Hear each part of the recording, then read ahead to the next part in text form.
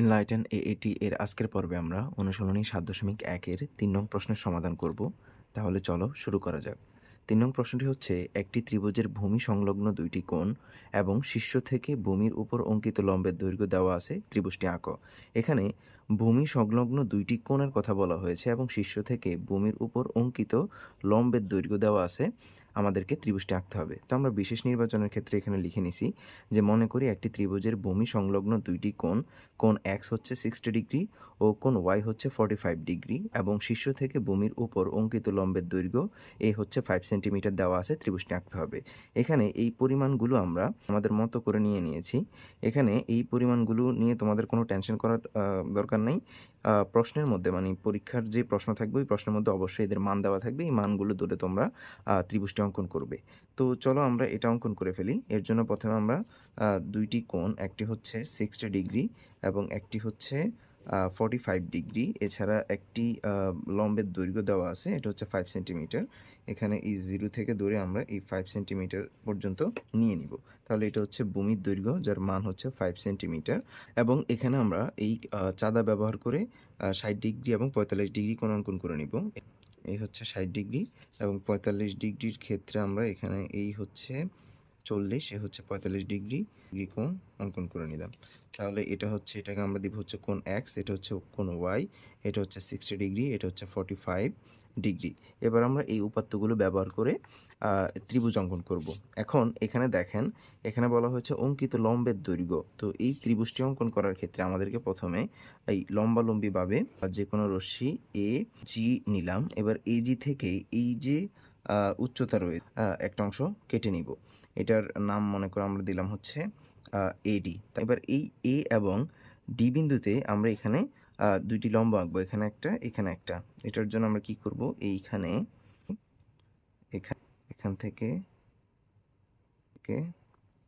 এখান থেকে একটা বৃত্তচাপ, এখান থেকে একটা বৃত্তচাপ দিলে এখানে এই যে লম্বটা হয়ে গেল। তাহলে এই হচ্ছে আমাদের এখানকার লম্ব। এখানে, এখান থেকে এখানে,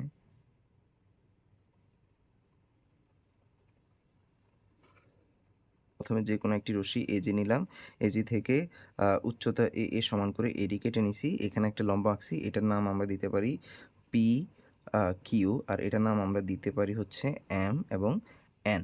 এখন আমাদেরকে যেটা করতে হবে, এই এ কে কেন্দ্র করে কোণ এক্স এবং কোণ ওয়াই অঙ্কন করতে হবে। এর জন্য আমরা এর মধ্যে অঙ্কন করব, এদিক থেকে আমরা দিব।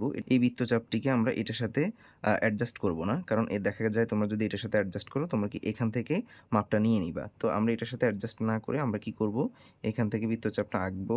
এরপরে আমরা এখান থেকে এটার পরিমাপটা নিয়ে এখান থেকে ধরে এদিকে, ব্যাস। তা এই হচ্ছে কোণ এক্স। এখানে আমরা কোণ এই এক্সের সমান করে কোণ ফি এ, এখানে এটা নাম দিয়ে আমরা বি, তাহলে কোণ ফি এ বি অঙ্কন করলাম। আবার আমরা একে কেন্দ্র করে এই ওয়াই এর সমান করে আরেকটা কোণ অঙ্কন করব। ঠিক একইভাবে এখান থেকে এদিকে বৃত্তচাপ, এরপরে এইটার এইটুকু সমান করে এখান থেকে ধরে এদিকে যদি আমরা বৃত্তচাপ দেই, তাহলে এখানে আমরা এই কোণ ওয়াই এর সমান করে এখানে কোণ অঙ্কন করেছি কিউ এ, এটার নাম আমরা সি দেই। তাহলে এখানে এ বি সি হচ্ছে উদ্দিষ্ট ত্রিভুজ। তাহলে এখানে আমরা প্রথমে কি করেছি, এ জি নিয়েছি, এরপর হচ্ছে এই বাহু সমান করে এডি কেটেছি। এখানে আমরা ফি এ কিউ এবং এম ডি এন অঙ্কন করেছি। এরপর এখানে কোণ এক্সের সমান করে ফি এ বি এবং কোণ ওয়াই সমান করে কিউ এ সি অঙ্কন করার ফলে এখানে ত্রিভুজ এ বি সি অঙ্কিত হয়েছে। এবার আমরা এটার অঙ্কনের বিবরণ দেখে নিব। অঙ্কনের বিবরণের ক্ষেত্রে আমরা বলতে পারি যে কোনো রশ্মি এজি থেকে লম্ব এ সমান করে এডি কেটে নেই। এই এজি থেকে এ সমান করে এ ডি কেটে নেই। তারপরে এ বিন্দুতে ফি এ কিউ এবং ডি বিন্দুতে এম ডি এন লম্ব আঁকি। এই যে এই বিন্দুতে আমরা ফি এ কিউ এবং ডি বিন্দুতে এম ডি এন লম্ব এঁকেছি। এরপরে এই বিন্দুতে কোণ এক্সের সমান করে কোণ ফি এ বি, এই যে এই বিন্দুকে কেন্দ্র করে কোণ ফি এ বি এক্সের সমান করে, এবং আবার একে কেন্দ্র করে কোণ ওয়াই এর সমান করে কিউ এ সি অঙ্কন করেছি। তারপরে এ বি এবং এসি রশ্মিদ্বয়, এই যে এ বি এবং এসি রশ্মি এম এন কে যথাক্রমে বি ও সি বিন্দুতে ছেদ করে। তাহলে ত্রিভুজ এ বি সি উদ্দিষ্ট বা নির্ণয় ত্রিভুজ।